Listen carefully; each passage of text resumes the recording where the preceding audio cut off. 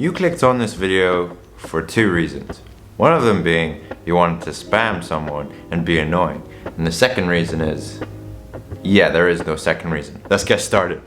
So the first thing we'll need is an IDE. IDE stands for Integrated Development Environment. Yes, Python is the language, but the IDE helps you code within the language.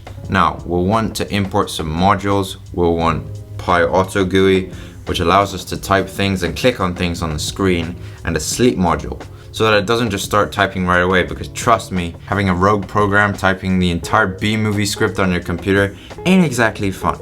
Some people want to spam with the B-movie script because it is one of the worst movies I've ever seen.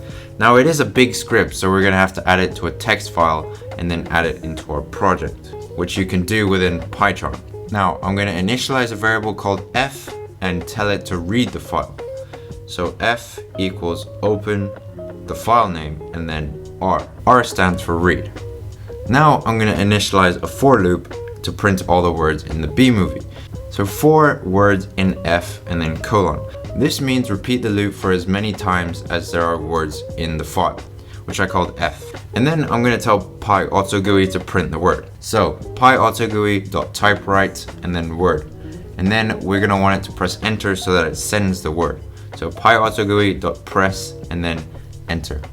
The last thing we're going to want to do is add a time.sleep so that we have enough time to enter WhatsApp web or Instagram and start spamming people instead of our program just typing it straight back into the IDE. Not very cool. And that's it. Voila. Go destroy your enemies with the entire B-movie script.